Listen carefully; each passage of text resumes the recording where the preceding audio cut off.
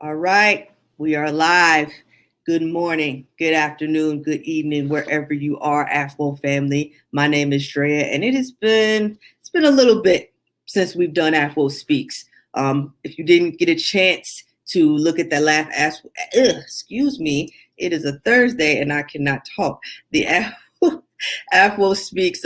We had a special guest on to share her story, so it's at the top of the page. It's pinned. Please take a look. But if not, please tune in and engage to what we got going on today. But first, as always, Air Force Wingman Outreach at gmail.com is where you can reach out to us. If you have any anonymous information you're trying to get, you want you have a story to share, you have questions to ask, and you don't want to put yourself out there, it is perfectly okay for you to email us, and then we'll post it to the page. We'll rally around each other like we always do. So please do not forget to do that. And also, if you want to go to the top of the page where you should member, and then you do admin, you'll see all of our names. You can click message, and then you can reach out to us that way. So I am so glad that I'm able to talk to y'all today. But we got a special guest on here today. So as we all know, okay, COVID is kind of, came, and it's still obviously here, but fitness is back. Fitness is back, or maybe it's back like it never left. But either way, PT is always something that's on our minds. And me personally, I think that it affects our mental health. It affects a lot of us, test anxiety, potential failures, injuries, anything, you name it, personal issues at home. It really does connect to our fitness. And of course, as we get older, or as our bodies continue to evolve in whatever case, we definitely deal with those type of things. So we got a special guest on today. Her name is Miss Denae Groves. How you doing, Denae? Oh, you're muted. Sorry. All right. Yep, I got you. Awesome. Thank you. Thanks Yep. for having me. No worries, no worries. I appreciate it. And just, for clarity, before we get into this fitness phase, okay, obviously every base may do things potentially different. So of course, go with the recommendations of your PCM or whoever your health professional is. This is purely advice. This is not anything that's saying do this and only this. But we're just sharing some ideas about fitness, about how we can get better mentally, emotionally, spiritually, whatever the case is. But when Denae tells you about her background, trust me, you are going to want to hear from her. So Denae, tell the people about yourself. Well, so I started working with the Air Force just over 21 years ago. I have worked at Grand Forks Air Force Base my entire Air Force career. I started in the what many of you may know as the HAWC, or Health and Wellness Center, and is now known as Health Promotion. I started as what was then called the Fitness Program Manager. The title eventually changed to Exercise Physiologist. And then, so I oversaw the fitness program, the fitness testing, training PTLs for a while, overseeing fitness testing, all that kind of stuff. Started way back in the bike test, if any of you guys remember that. Oh, yeah. And then, 6 years ago or so, I changed positions to the health promotion coordinator role, which at Grand Forks Air Force Base, being a smaller base, was the only position remaining in health promotion. And so I did that because my education background is I am an exercise physiologist as well as a dietitian.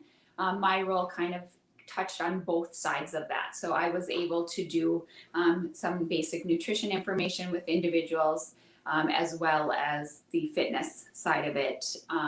Worked with physical therapy a lot in making sure we ramp people after they were healthy again, and then to get ready to be back with the squadrons, tobacco cessation, all this stuff. Then about 3 years ago, not quite 3 years ago, I made the successful leap over from health promotion to now I'm the community support coordinator at the base here.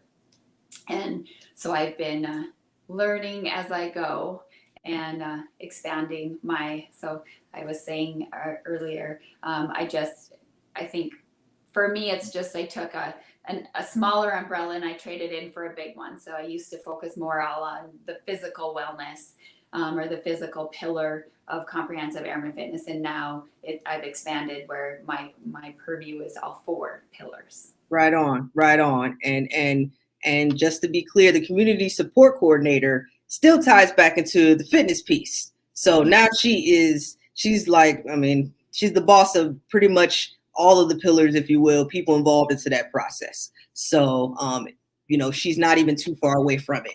She's actually working to expand it. So we don't want to dismiss that. So anyway, if you have any questions for Denae, any questions, any comments, put her on the hot seat. She is willing to answer them. Obviously, if I read them on the air, then, she'll answer them live. But, we're going to talk fitness today. So if it's fitness related, she has the expertise. She has the background. We're going to talk PT tests. We're going to talk everything. So, she's taking care of our airmen for I don't know how many years and, getting them healthy, getting them back out. So she knows our aches. She knows our pain. She knows our frustration. And I think that's pretty awesome to be somebody that relates. So kind of give an idea of what have you learned? You've been in it for a while, but, obviously the fitness has evolved. We've kind of went back. We kind of went back to what we liked, away from what we liked. That sort of thing. So what have you learned about the fitness program and the military? Like, what has your experience taught you? Well, the bottom line, the fitness program really is all about readiness, and meeting those requirements that we need when you guys deploy potentially, to AOR, hopefully not to a hazardous AOR, Right. but when you deploy, to be ready for whatever life throws at you. Now, 2 decades ago when I started, deployments were not what they are today. And when you would deploy 20 years ago, you deployed with Air Force individuals and only Air Force individuals. And deployments were much shorter than they are today. Whereas over the course of time, now we have joint service deployments. You deploy, you do what's needed to be done. You don't necessarily deploy staying within your same AFSC. You might get shuffled around a little bit. So with that, then our fitness program had to evolve along with it so that when you guys deploy, you're ready to jump in and do whatever. And we weren't getting injured from not being ready to go wherever it needed to be. So that's one thing, is it really does evolve and focus on the mission. And readiness. Now, some people definitely train way above and beyond the fitness program and those minimums and what we need just to be ready. And they're in the gym and they're really, really working for those gains and pump the iron or whatever it was you might see. Maybe they're running marathons. Maybe you're a person going, never will I ever want to run. I don't even want to go to the local 5K, let alone a marathon. Right. Yep. And we have plenty of people, but we also have plenty of people the opposite end, right? So we have people that go way above and beyond. But I think the focus is, and my big thing is I've seen a lot of people over the years train for the minimum. They train that I can run 1.5 miles and not one more step. I can train 1 minute of sit-ups. I have trained 1 minute of push-ups. But what happens on the day that you test and the stars didn't line up the way you want them to? Right. So that's what we need. We need to train to be able to max out that test. We need to train, you don't have to be the world's best at everything.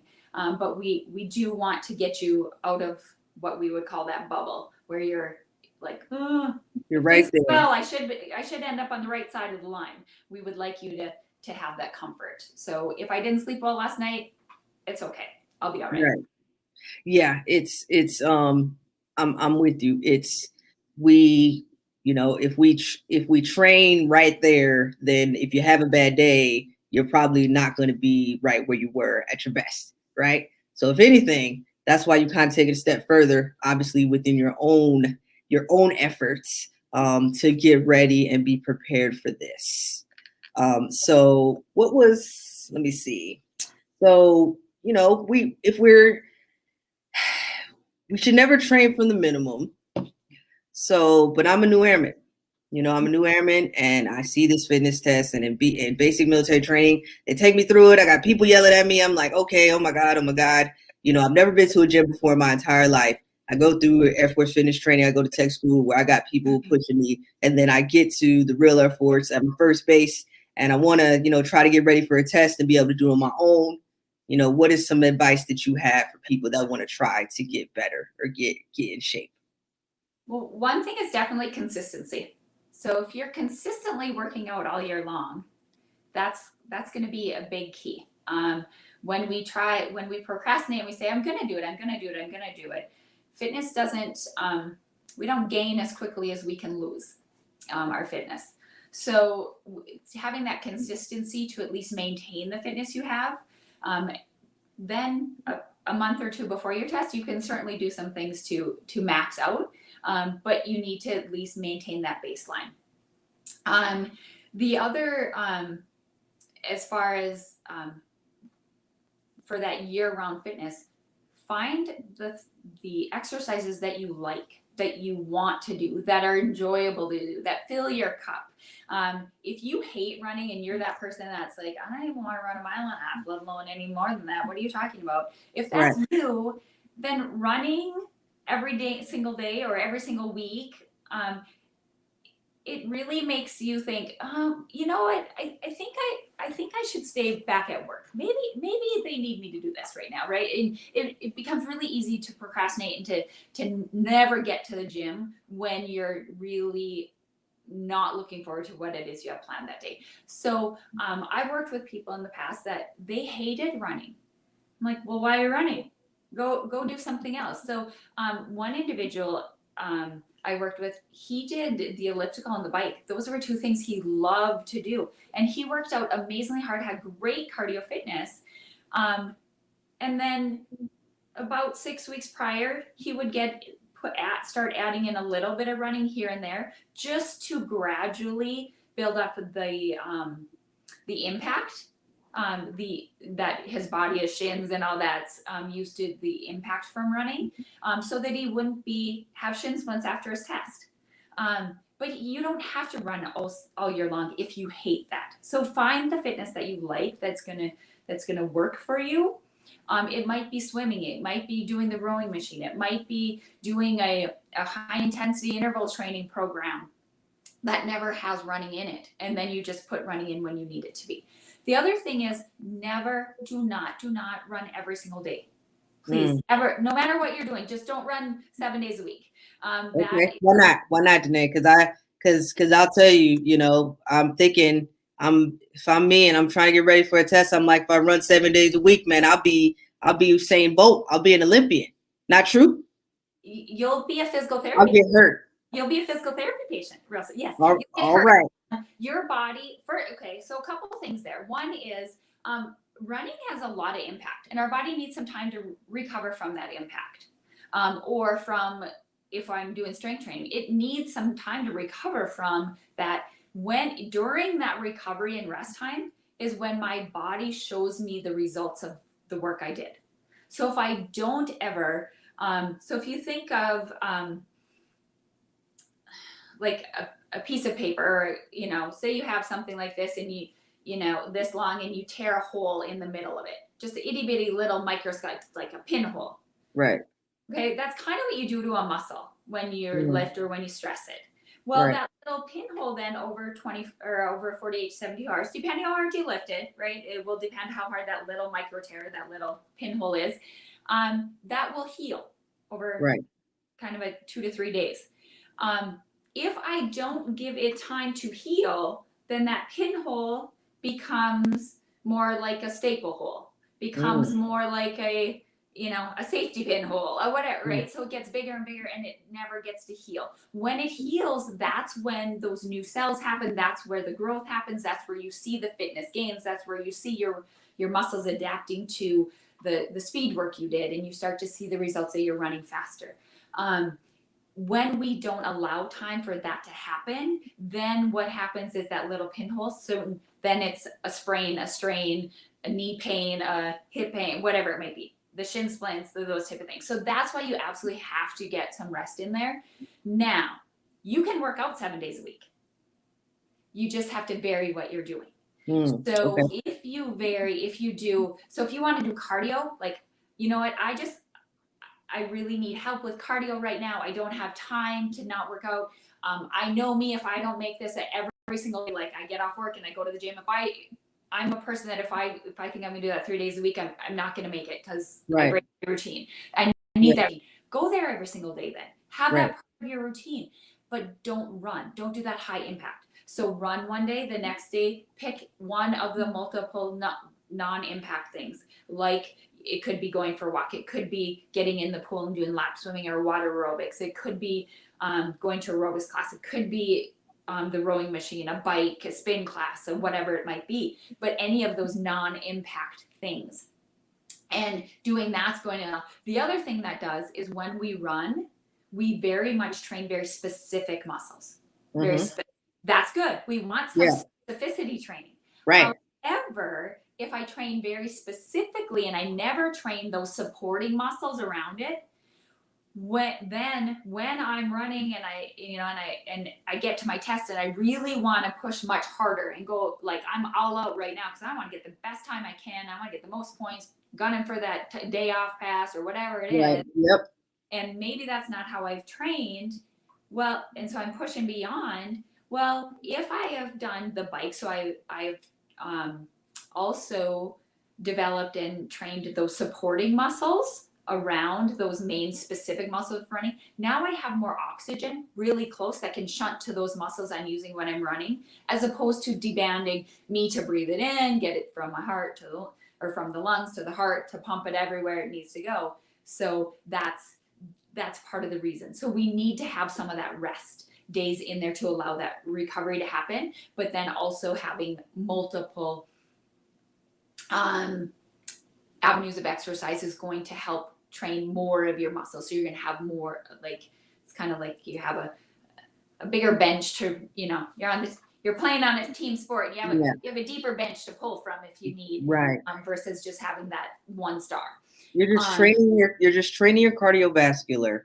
It's not necessarily that you're training to run. You're just training, to have a better endurance or being able to do stuff longer. Yes. So you can try different things and still achieve the same result. Yes. And any of those are going to go back, because it is just all the cardio things, whether it's impact or not, it's working those heart and lungs. Even though it's not specifically running, it is still going to then come back to helping you running, because that heart and lungs is being developed. So absolutely. Now, going back to your original question, well, what should you do? Now, don't do just the minimums. If one day a week, I would love for everyone to be able to run 30 minutes. No matter what distance that is in that 30 minutes, but have the endurance to run 30 minutes. Okay. Minimum, and why is that? 3 miles would be a goal, because that gives you double of what you need. So then when it comes, kind of that same pulling from the bench, right? You have more to pull from, more when you want to go fast. And so that would be kind of that long run.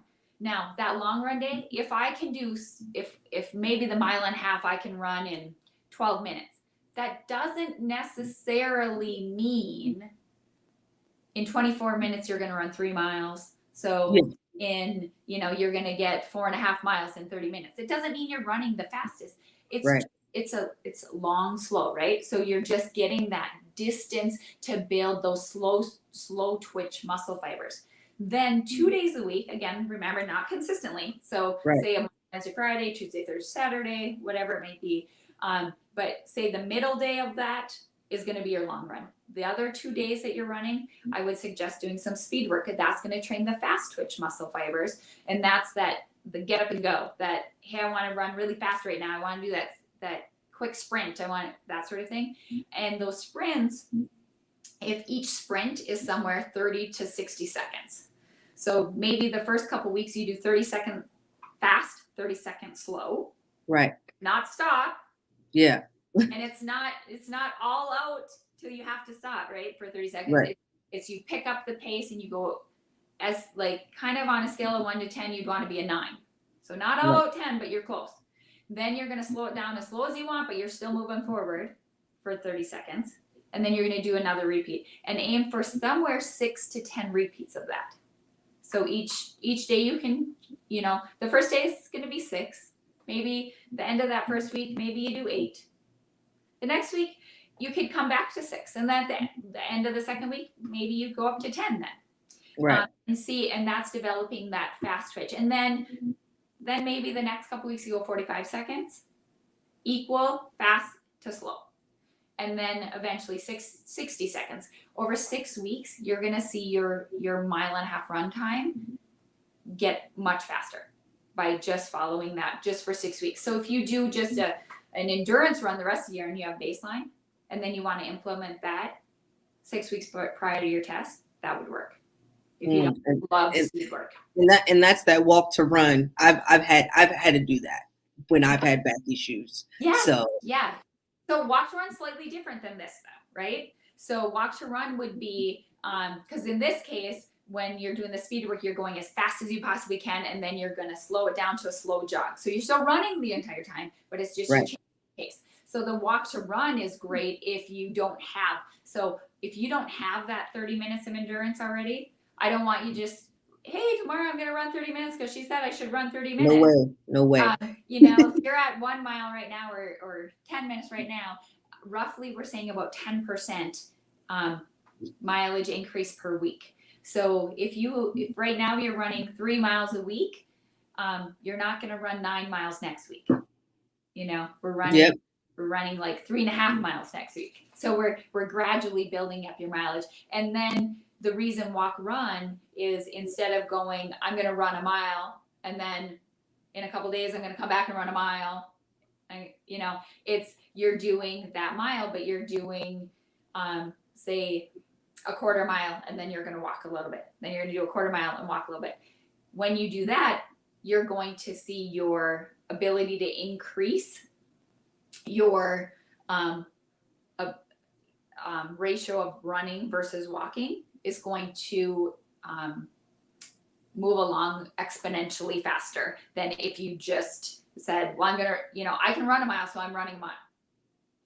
And then, in 2 days, I'll go a mile, 1.1 miles. Doing it the other way, you're going to see a lot faster increase in it. And if I think one of the best walk to run, if you don't have a sheet or something that you're following, the app is the Couch to 5K. Okay.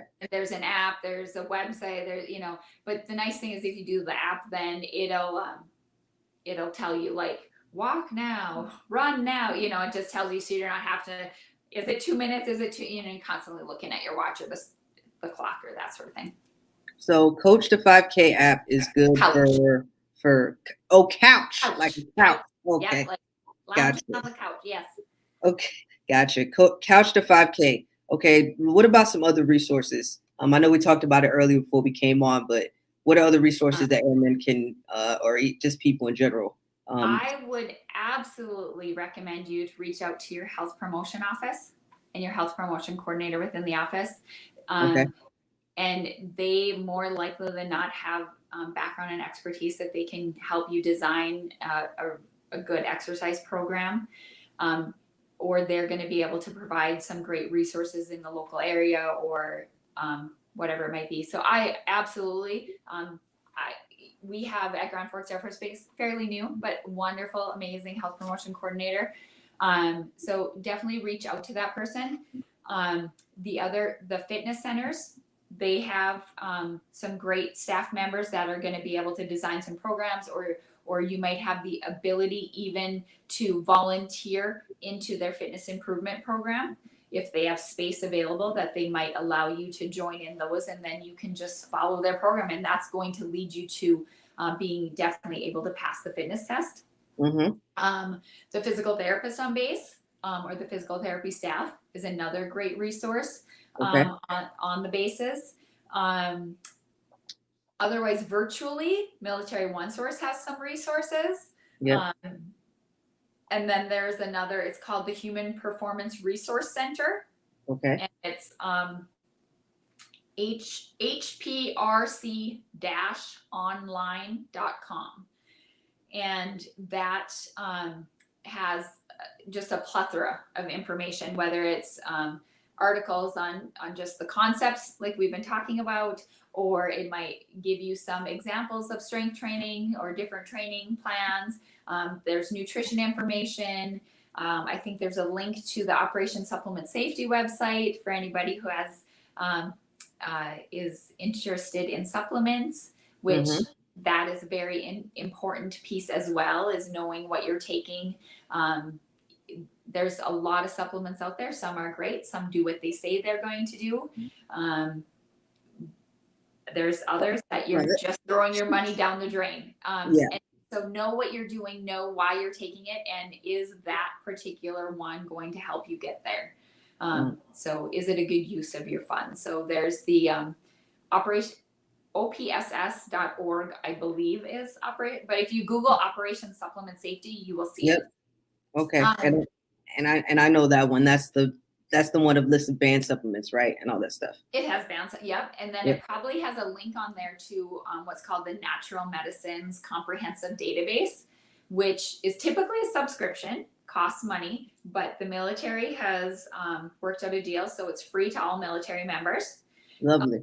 So if you pull it up from your work computer so that you can create a username and password, then you could do it from like an app on your phone or from home and that sort of thing. But on that particular, it goes into, so then you can type in the name of the different supplements and it'll bring it up with like a stoplight scale, and it'll tell you where, and if it's in the red, it means it's not safe.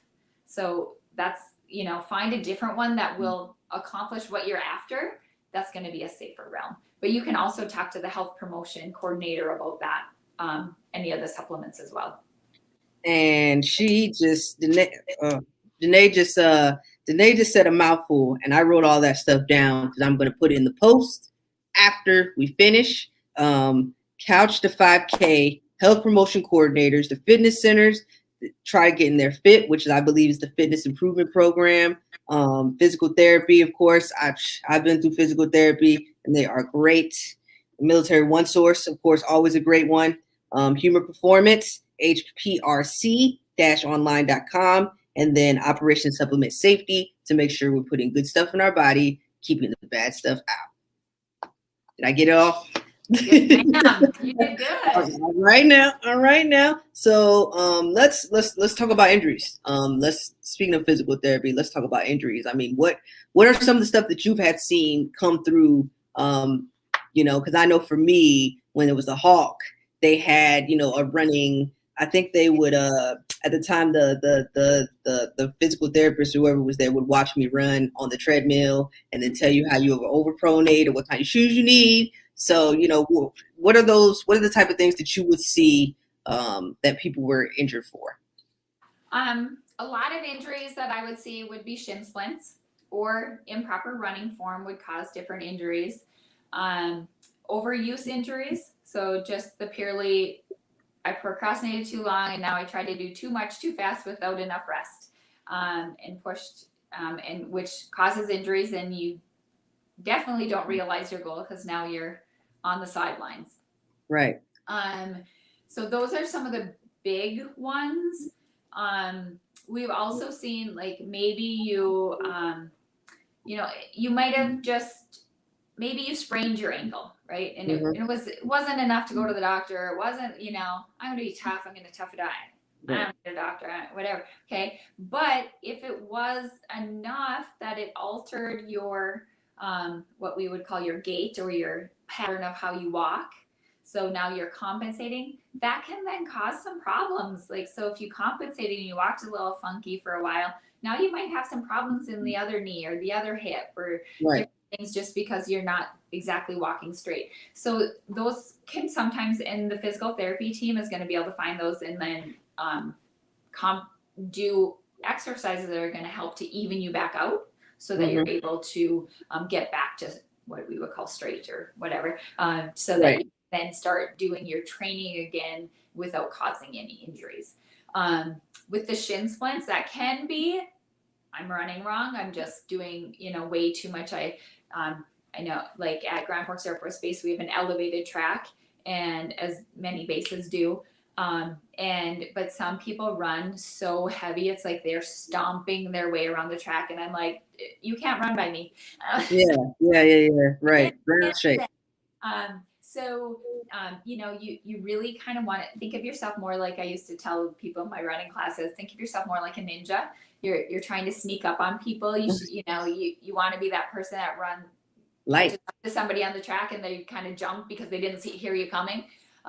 So light footfalls, that sort of thing, because obviously if you're stomping, that's that much more impact that your body, whatever hits the ground, 2 times that force comes back up through your, the kinetic chain. So ankles, shins, knees, hips, back, spine. So you're catching that. So the softer you can land, the less you're going to have to come back at you. As far as overuse, that goes back to consistency of training. Just really doing it smart, having that program, finding the program that works for you, that fits into your lifestyle, whether that's 3 days a week or it's 7 days a week. And any of those can be accommodated. It just depends which muscles you work out each day or which exercises. So a program can really be designed to whatever you want it to be and what will fit your lifestyle.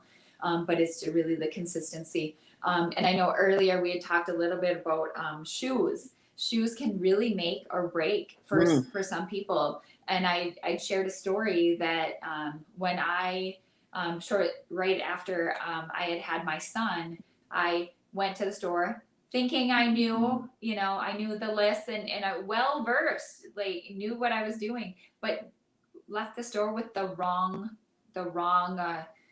style of shoe for my body type. And within days, I couldn't even run 1 lap on our small little 1/10 of a mile track without, I was like, I'm just going to lay down and cry right here because it hurts too bad. And stubborn though, so I didn't. Figured out they were the wrong shoes, took them back, got the right shoes, and the next day was able to run 2.5 miles without any pain. And it's not like I don't just go run 2.5 miles without ever running. Sure. I had trained, I had built up, it was just the shoe in that middle piece that took me out. So shoes really have a big impact there. So if you, what we call pronate or overpronate, so your feet, if you stand, you walk by, your feet are wet and you walk by the pool or out on the cement in the summer, and you see your entire foot out there, there's no like arch curved in on your foot outline, you pronate, you overpronate if it's like a blob surface there. You need shoes that are stability. And there are actually even some that have minimum to maximum stability. So there's kind of a range within that for if you overpronate or you just pronate. Most people will pronate a little bit. So depending where you're at, some people who pronate, it's really more of a neutral for that person. But then there's also the shoes that are called for people that supinate. And so those are people that they would fall out as opposed to going in. And those shoes then have more support on the outside of the shoe to help. It's basically to get you back to neutral. The shoe is trying to get you back to neutral. So when I land, now all of my joints, bones, joints, everything is lined up in neutral so that I'm not having friction to the joint, the knee, any of the cartilage between the joints, that sort of thing. It's really just trying to keep you in neutral. Okay. So make sure, go to a good running store in your. So yeah, they do have the running stores where they can measure the outline of your foot. They can tell you, they can build shoes just for you. I know I've done it. They've actually took a whole scan of the shoe or of your feet, and then they send it to you, and they've said, hey, here's the design of your foot. This is how you shoot. This is what type of shoe you need. That is also very important.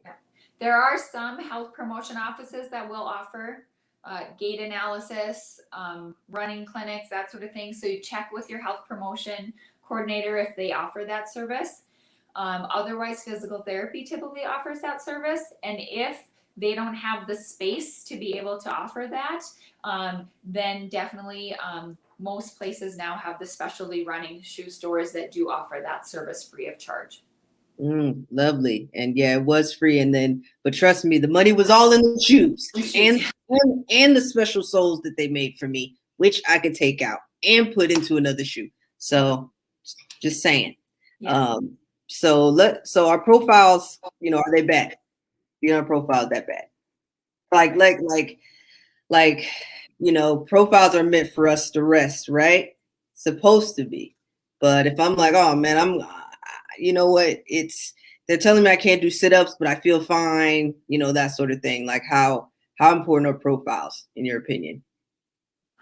Profiles are there to protect you from further injury, from permanent injury, damaging something that then we can't get back from. So just like we would say mental health, go early when it's just the little things. And and truthfully, if you're having just a little, like I have this little annoyance, or when I run, I feel this little click here or there, or my shoulder kind of, in that sense, you may not even need a profile. They can send you to physical therapy and you can get the right plan to fix that issue before you would ever need a profile. So just saying that, hey, this hurts or this whatever, doesn't automatically mean you're going to need to be on profile. But if you can get those things attended to and fixed and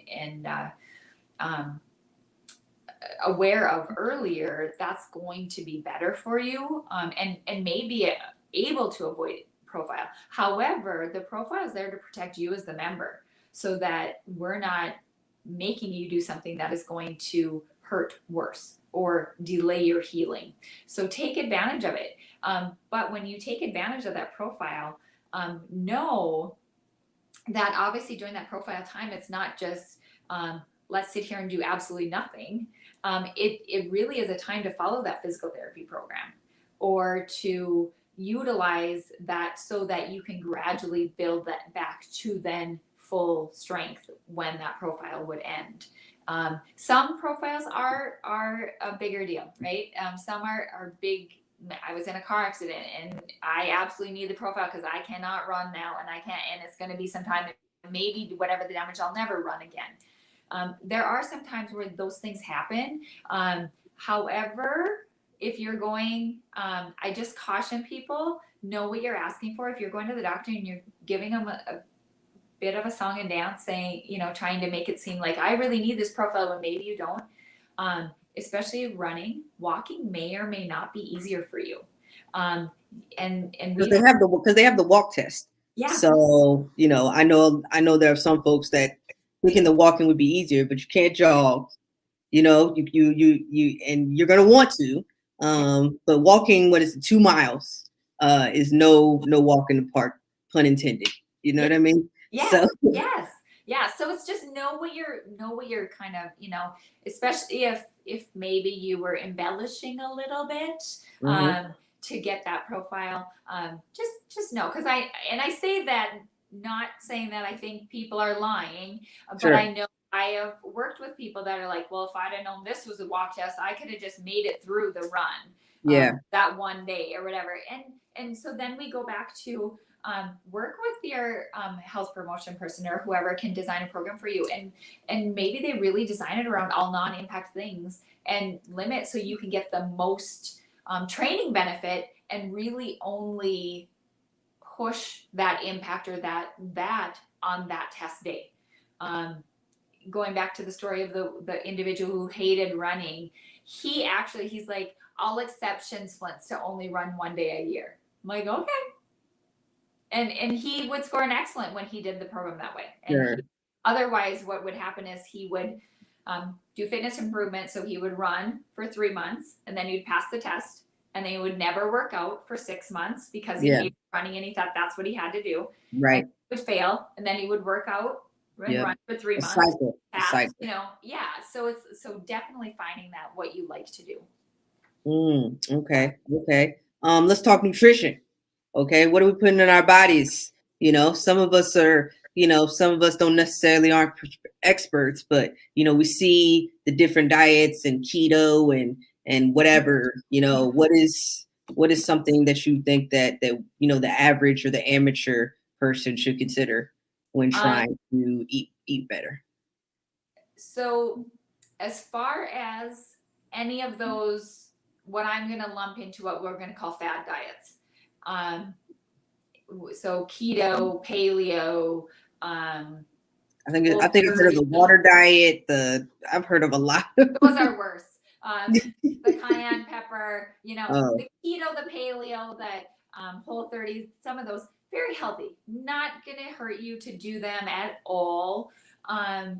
However, that's not the only way. So if you're thinking, what? I'm not doing that. I'm not giving up my breadsticks, or yep. you don't have to do that in order to be healthy. Really, you can. I'm not going to advocate the water diet. I'm not going to advocate the grapefruit diet. I'm not going to advocate the cayenne pepper and lemon juice diet. There are some out there that really are harmful.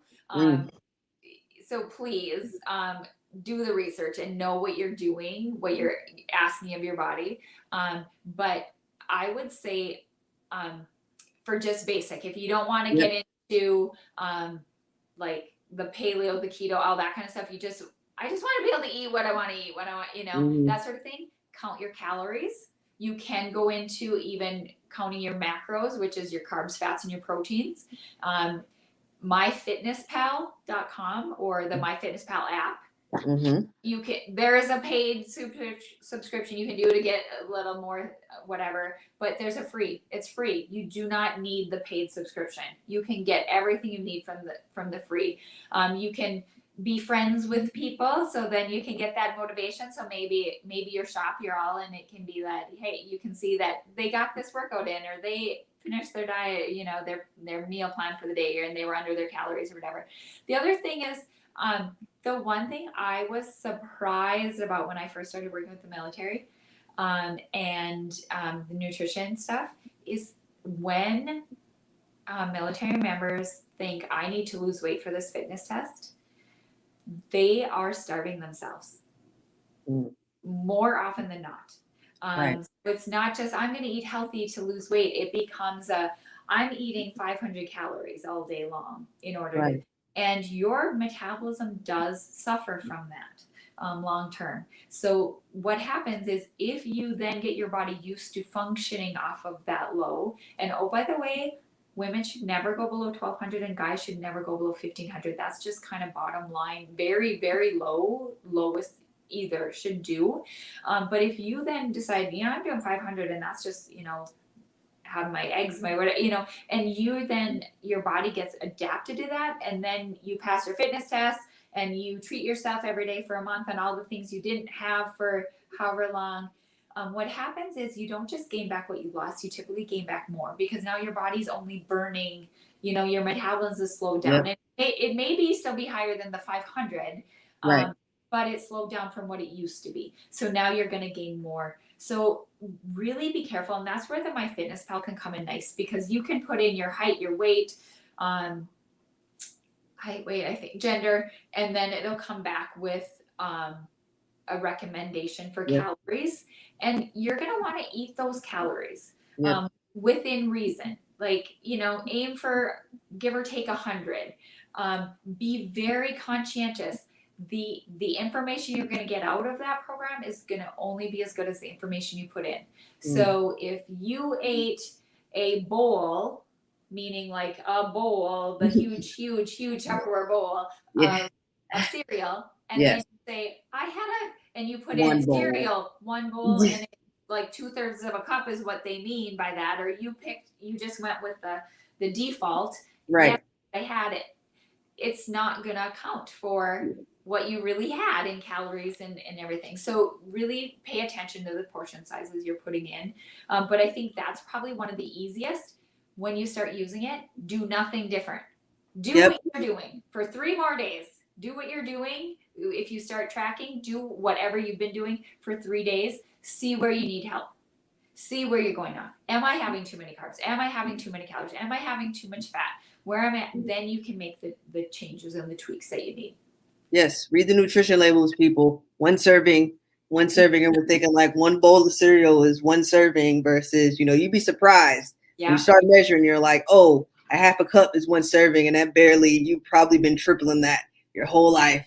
Trust me, I've done that. I remember one individual, he goes, well, I just eat frozen pizza. Like, that's like 360 calories. I'm like, lots of sodium. I said, I said, how much, like for that meal, how much of the pizza do you eat? And well, I eat the pizza, the whole pizza. I'm like, okay. I said, well, how much of the pizza is 360 calories? Because it's not the entire pizza. Right. So then he started doing the math. He's like, yep, a little scared. it got real. You know, but if you read the labels before you purchase them, you then are able to make an informed choice. There's going to be a day or 12 of the year or more that you're going to be like, I want pizza. I don't care. I'm having the pizza because I ate salad for this meal, or I ran extra so I could eat. I'm not giving it, you know, and have the pizza. However, if you kind of follow the 80-20 rule, 80% of the time I'm within where I should be, and I'm eating healthy, and I'm hydrating well, I'm getting fruits and vegetables every day, and I'm within reason for those calories. The 20% of the time you can get away with it. Agreed. My Fitness Pal, got that one. So that will also be in the post. All this good information. We're getting on to the conclusion of this interview. We've had some great conversation. But you know, just kind of give our membership, you know, just some advice. You know, we got these changes coming, or the changes are coming. People are starting to test. I don't know if you remember not too long ago when somebody, you know, died from a fitness test. You know what I mean? So it's a lot of things that run through our minds through this process. But, you know, we can do this, right? Yes, absolutely. You can do this. It's really, if you look at the scores, you find out what I would honestly suggest for everybody. And I think a lot of units are doing this, but go ahead and get a baseline. See where you're at. And then you can assess where are your strengths? What are the areas that I'm already doing amazing at? And maybe you knew it, maybe you didn't know it. And then with those areas you're doing great at, maintain them. Don't forget about them. So you lose them, but maintain those. And then you can also note what are the areas that are weaker that I want to see improvements on. And then you can focus a little bit more of your time on there. And that may be where then you look to the professionals, whether it's health promotion coordinator or the fitness center or one of the online resources, and you find out what exactly, you know, how can I improve push-ups? How can I improve sit-ups? How can I improve whatever it might be? And there's some fairly easy ways that you can do those things in a not terribly long amount of time. Hey, consistency. Sounds like consistency is the name of the game. Okay, so pick a plan, stick with the plan. Plan doesn't work, try another plan. One size does not fit all, etc., etc., etc. Awesome. We want to thank Denae for coming on with us today. I would tell you this is awesome. If you're watching the playback, by all means, I'm glad you watched because it's a lot of great information. We really need it. We appreciate our health promotion coordinators, our community support coordinators. They are Army of One or Air Force of One, or, you know, very important people that help our airmen every day. Airmen like us, Big A, to be able to get healthier mentally, physically, spiritually, and socially. So thank you, Denae, for coming on. AFWO, Air Force Wingman Outreach at gmail.com is the email that you can get to reach out. If you have any comments or questions for Denae, you can put them in the comments. You can put your comments saying thank you, hey, whatever. By all means, let us know. I'll relay it to her, and she will give you any answers that you need. But with that being said, we will conclude this interview. Thank you for watching, and we're out.